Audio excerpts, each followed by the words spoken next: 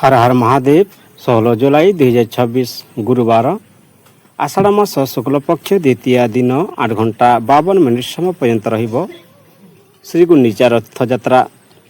नक्षत्र अश्लेषा रात्रि 8 घंटा 22 मिनिट समय पर्यंत रहिबो। सूर्योदय 5 घंटा 19 मिनिट, सूर्यास्त 6 घंटा 25 मिनिट, चंद्रोदय 7 घंटा 40 मिनिट, चंद्रास्त 9 घंटा 1 मिनिट। जमगंड 5 घंटा 54 मिनिट रु 7 घंटा 34 मिनिट, कुलिका काल 9 घंटा 13 मिनिट रु 10 घंटा 53 मिनिट, दुर्मुहूर्त 10 घंटा 20 मिनिट रु 11 घंटा 13 मिनिट एवं 3 घंटा 38 मिनिट रु 4 घंटा 31 मिनिट। अभिजित मुहूर्त 12 घंटा 6 मिनिट रु 12 घंटा 59 मिनिट, अमृत काल 7 घंटा 3 मिनिट रु 8 घंटा 32 मिनिट, ब्रह्म मुहूर्त 4 घंटा 18 मिनिट रु 5 घंटा 6 मिनिट।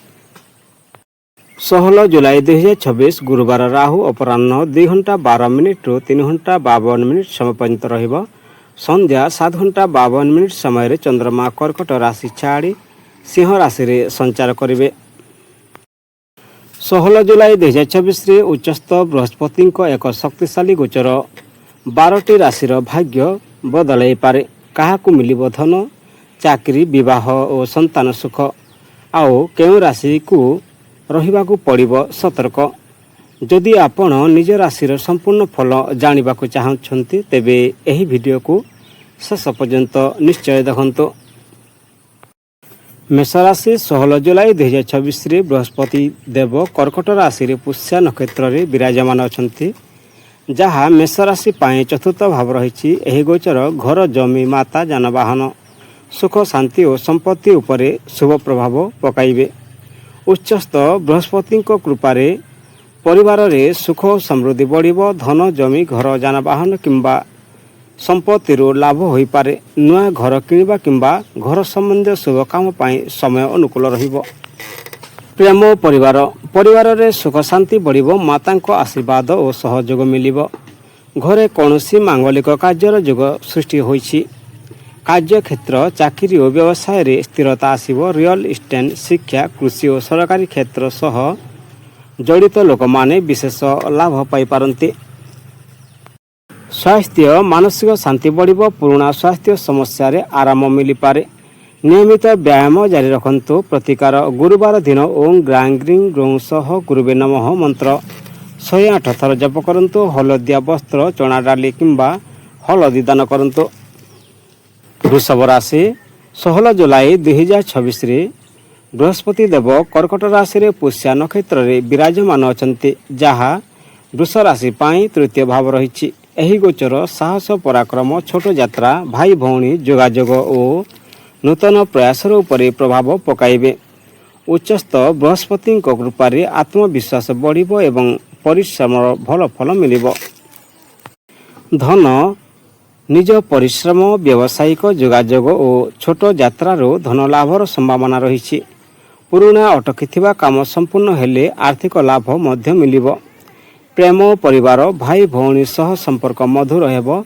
परिवार सहयोग मिलिबो और प्रेम संपर्क रे विश्वास बढ़िबो। कार्यक्षेत्र, चाकरी, व्यवसाय, मार्केटिंग, मीडिया, लेखालेखी और कम्युनिकेशन क्षेत्र रे भल सुयोग मिलिबो। नुआ प्रोजेक्ट आरंभ करिया पाई समय अनुकूल रहिबो। स्वास्थ्य साधारणतः भल रहिबो। अधिक यात्रा किंबा काम रो चाप जोगु क्लांति होई पारे, तेणु विश्राम नियंतो। प्रतिकार गुरुवार दिन ओम ग्रां ग्रीं ग्रौं सह गुरुवे नमः मंत्र 108 थर जप करंतु। हलदिया चना डाली किंबा हलदी दान करंतु। मिथुन राशि 16 जुलाई 2026 रे बृहस्पति देव कर्कट राशि रे पुष्या नक्षत्र रे विराजमान अछंती, जहा मिथुन राशि पाई द्वितीय भाव रहिछि। उच्चस्थ बृहस्पति एही गोचर धन, परिवार, वाणी, संचय और खाद्याभ्यास उपरे शुभ प्रभाव पकाइबे। आर्थिक स्थिति मजबूत हेबा सह परिवार रे सुख और समृद्धि बढ़िबो। धन, आय वृद्धिर जोग रहिछि। पुराना विनियोगरू लाभ मिलिबो। अटकीथिबा टंका फेरी मिलिबा किंबा नुआ आयर उत्स सृष्टि होई पारे। संचय करिबारे सफल हेबे। प्रेम परिवार रे आनंद और सम्मिलन बढ़िबो। जीवन साथी और परिवार सदस्यों सहयोग मिलिबो। घरे कौनसी शुभ कार्य जोग होई पारे।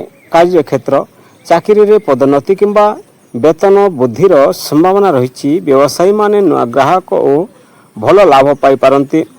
ଶିକ୍ଷକ, ବକ୍ତା, ଲେଖକ ଓ ପରାମର୍ଶଦାତାଙ୍କ ପାଇଁ ସମୟ ବହୁତ ଶୁଭ ରହିବ। ସ୍ୱାସ୍ଥ୍ୟ ଭଲ ରହିବ। ପୌଷ୍ଟିକ ଖାଦ୍ୟ ଗ୍ରହଣ କରନ୍ତୁ ଓ ଅଧିକ ମିଠା ଖାଇବାରୁ ଦୂରେ ରୁହନ୍ତୁ। ପ୍ରତିକାର ଗୁରୁବାର ଦିନ ଓಂ ଗ୍ରାଂ ଗ୍ରିଂ ଗ୍ରୁଂ ସହ ଗୁରୁବେ ନମଃ ମନ୍ତ୍ର 108 ଥର ଜପ କରନ୍ତୁ। ହଳଦିଆ ବସ୍ତ୍ର, ହଳଦୀ କିମ୍ବା ଚଣା ଡାଲି ଦାନ କରନ୍ତୁ। କର୍କଟ ରାଶି 16 ଜୁଲାଇ 2026ରେ ବୃହସ୍ପତି ଦେବ ଉଚ୍ଚସ୍ଥ ଅବସ୍ଥାରେ କର୍କଟ ରାଶିର ପୁଷ୍ୟା ନକ୍ଷତ୍ରରେ ବିରାଜମାନ ଅଛନ୍ତି, ଯାହା କର୍କଟ ରାଶି ପାଇଁ ଲଗ୍ନ ଅର୍ଥାତ୍ ପ୍ରଥମ ଭାବ ରହିଛି।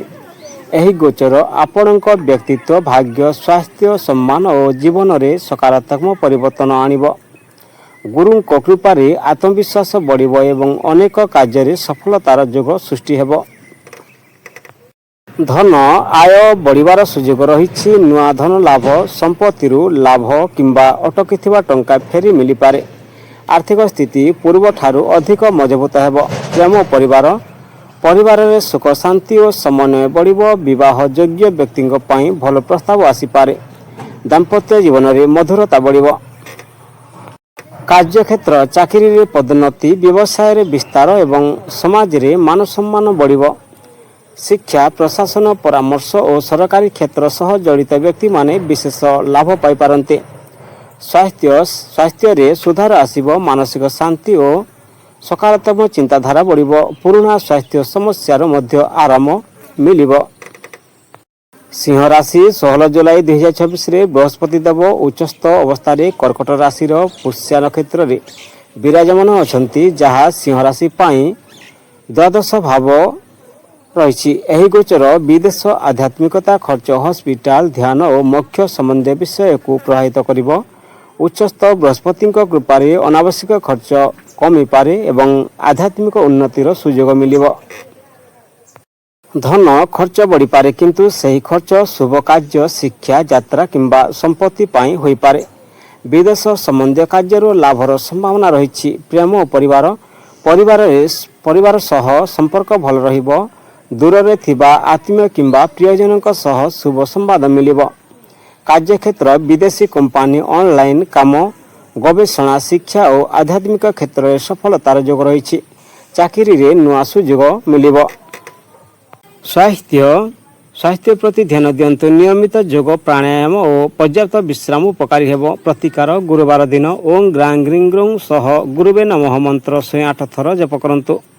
ହଳଦିଆ ବସ୍ତ୍ର, ହଳଦୀ କିମ୍ବା ଚଣା ଡାଲି ଦାନ କରନ୍ତୁ।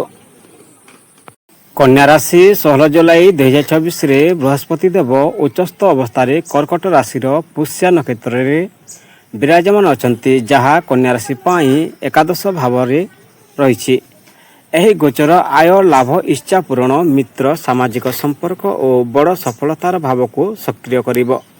ଉଚ୍ଚସ୍ଥ ବୃହସ୍ପତିଙ୍କ କୃପାରେ ଦୀର୍ଘଦିନର ଇଚ୍ଛା ପୂରଣ ହେବାର ପ୍ରବଳ ସମ୍ଭାବନା ରହିଛି। ଧନ ଆୟ ବୃଦ୍ଧି, ବ୍ୟବସାୟରେ ଲାଭ ଓ ନୂଆ ଆର୍ଥିକ ସୁଯୋଗ ମିଳିବ। ଅଟକିଥିବା ଟଙ୍କା ଫେରି ପାଇବାର ଯୋଗ ମଧ୍ୟ ରହିଛି। ବିନିଯୋଗରୁ ମଧ୍ୟ ଭଲ ଫଳ ମିଳିବ। ପ୍ରେମ ପରିବାରରେ ଖୁସିର ପରିବେଶ ରହିବ। ମିତ୍ରମାନଙ୍କ ସହଯୋଗ ମିଳିବ ଏବଂ ପ୍ରେମ ସମ୍ପର୍କରେ ମଧୁରତା ବଢ଼ିବ। କାର୍ଯ୍ୟକ୍ଷେତ୍ର, ଚାକିରିରେ ପଦୋନ୍ନତି, ବେତନ ବୃଦ୍ଧି କିମ୍ବା ନୂଆ ଦାୟିତ୍ୱ ମିଳିବ। ବ୍ୟବସାୟୀମାନେ ବଡ଼ ଗ୍ରାହକ କିମ୍ବା ନୂଆ ପ୍ରୋଜେକ୍ଟ ପାଇପାରନ୍ତି। ନେଟୱାର୍କିଂରୁ ବଡ଼ ଲାଭ ମିଳିବ। ସ୍ୱାସ୍ଥ୍ୟ ଭଲ ରହିବ। ପୁରୁଣା ସମସ୍ୟାରେ ସୁଧାର ଆସିବ। ନିୟମିତ ବ୍ୟାୟାମ ଓ ସନ୍ତୁଳିତ ଖାଦ୍ୟ ଲାଭଦାୟକ ହେବ। ପ୍ରତିକାର ଗୁରୁବାର ଦିନ ଓଂ ଗ୍ରାଂ ଗ୍ରିଂ ଗ୍ରୁଂ ସହ ଗୁରୁବେ ନମଃ ମନ୍ତ୍ର 108 ଥର ଜପ କରନ୍ତୁ। ହଳଦିଆ ବସ୍ତ୍ର, ହଳଦୀ କିମ୍ବା ଚଣା ଡାଲି ଦାନ କରନ୍ତୁ। ତୁଲା ରାଶି 16 ଜୁଲାଇ 2026ରେ ବୃହସ୍ପତି ଦେବ ଉଚ୍ଚସ୍ଥ ଅବସ୍ଥାରେ କର୍କଟ ରାଶିର ପୁଷ୍ୟା ନକ୍ଷତ୍ରରେ ବିରାଜମାନ ଅଛନ୍ତି, ଯାହା ତୁଲା ରାଶି ପାଇଁ ଦଶମ ଭାବ ରହିଛି। ଏହି ଗୋଚର କର୍ମ, ଚାକିରି, ବ୍ୟବସାୟ, ସମ୍ମାନ ଓ ସାମାଜିକ ପ୍ରତିଷ୍ଠା ଉପରେ ବହୁତ ଶୁଭ ପ୍ରଭାବ ପକାଇବ। ଉଚ୍ଚସ୍ଥ ବୃହସ୍ପତିଙ୍କ କୃପାରେ କ୍ୟାରିୟରରେ ଉନ୍ନତି, ପଦୋନ୍ନତି ଓ ନୂଆ ସୁଯୋଗ ମିଳିବାର ପ୍ରବଳ ଯୋଗ ରହିଛି। ଧନ, ଚାକିରି ଓ ବ୍ୟବସାୟରୁ ଆୟ ବୃଦ୍ଧି ହୋଇପାରେ। ଅଟକିଥିବା ଧନ ଫେରି ମିଳିବା ଓ ନୂଆ ଆର୍ଥିକ ସୁଯୋଗ ସୃଷ୍ଟି ହେବାର ସମ୍ଭାବନା ରହିଛି। ପ୍ରେମ ପରିବାରର ସହଯୋଗ ମିଳିବ, ଜୀବନସାଥୀଙ୍କ ସହ ସମ୍ପର୍କ ଅଧିକ ମଧୁର ହେବ ଏବଂ ପରିବାରରେ ଖୁସିର ପରିବେଶ ରହିବ। ସ୍ୱାସ୍ଥ୍ୟ ଭଲ ରହିବ। କାମର ବ୍ୟସ୍ତତା ଯୋଗୁଁ ବିଶ୍ରାମ ଓ ସନ୍ତୁଳିତ ଜୀବନଶୈଳୀ ଅବଲମ୍ବନ କରନ୍ତୁ। କାର୍ଯ୍ୟକ୍ଷେତ୍ର ପଦୋନ୍ନତି, ନୂଆ ଚାକିରି, ବ୍ୟବସାୟ ବିସ୍ତାର କିମ୍ବା ବଡ଼ ଦାୟିତ୍ୱ ମିଳିପାରେ। ସରକାରୀ ପ୍ରଶାସନିକ, ଶିକ୍ଷା, ପରାମର୍ଶ ଓ ପରିଚାଳନା କ୍ଷେତ୍ରରେ ଥିବା ଲୋକମାନେ ବିଶେଷ ଲାଭ ପାଇପାରନ୍ତି।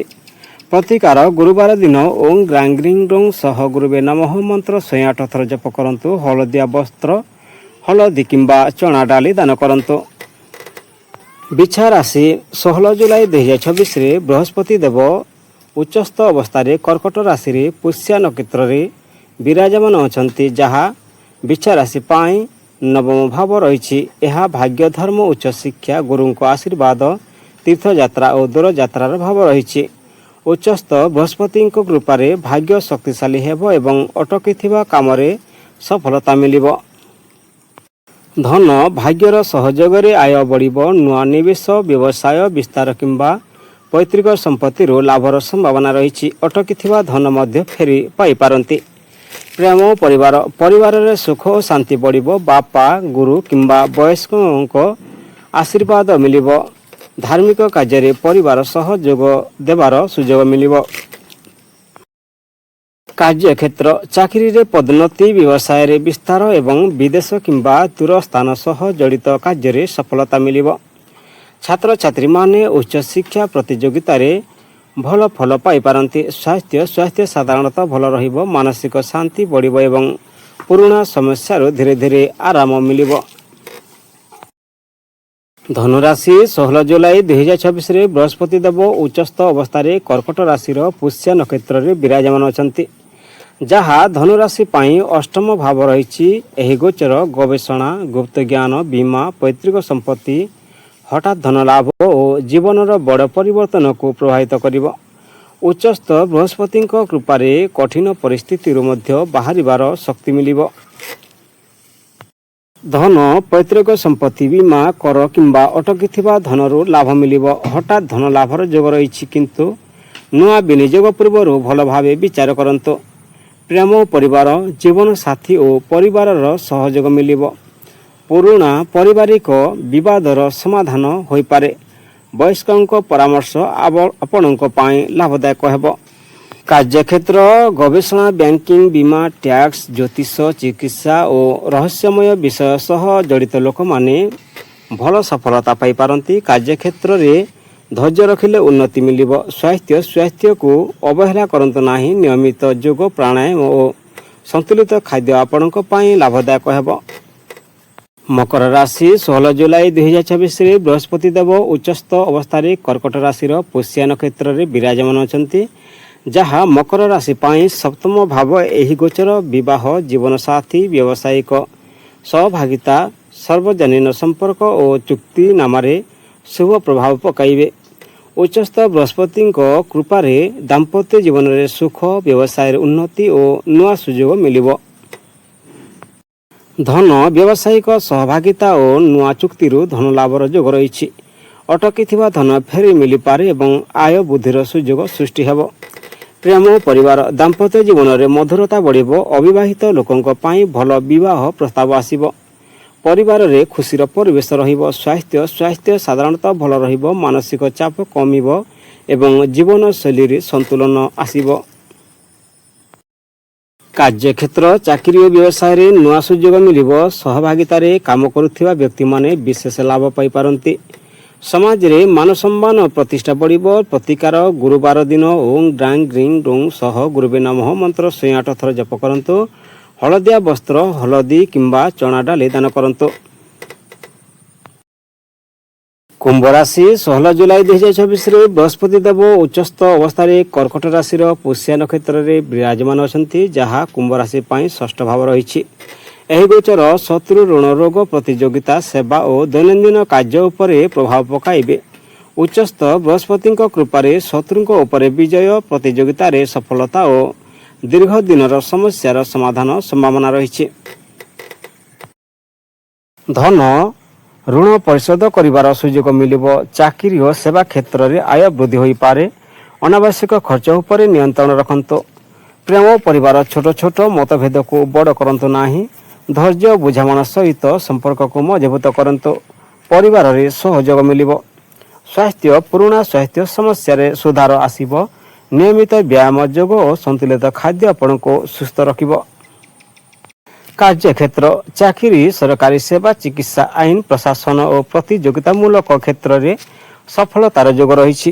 ପରିଶ୍ରମର ଫଳ ନିଶ୍ଚୟ ମିଳିବ। ପ୍ରତିକାର ଗୁରୁବାର ଦିନ ଓಂ ଗ୍ରାଂ ଗ୍ରିଂ ଗ୍ରଂ ସହ ଗୁରୁବେ ନମଃ ମନ୍ତ୍ର 108 ଥର ଜପ କରନ୍ତୁ। ହଳଦିଆ ଚଣା ଡାଲି ହଳଦୀ କିମ୍ବା ହଳଦିଆ ବସ୍ତ୍ର ଦାନ କରନ୍ତୁ। ମୀନ ରାଶି 16 ଜୁଲାଇ 2024ରେ ବୃହସ୍ପତି ଦେବ ଉଚ୍ଚସ୍ଥ ଅବସ୍ଥାରେ କର୍କଟ ରାଶିର ପୁଷ୍ୟା ନକ୍ଷତ୍ରରେ ବିରାଜମାନ ଅଛନ୍ତି, ଯାହା ମୀନ ରାଶି ପାଇଁ ପଞ୍ଚମ ଭାବ ରହିଛି। ଏହି ଗୋଚର ଶିକ୍ଷା, ସନ୍ତାନ ପ୍ରେମ, ବୁଦ୍ଧି, ସୃଜନଶୀଳତା ଓ ପୁଣ୍ୟ ଫଳକୁ ଅତ୍ୟନ୍ତ ଶୁଭ କରିବ।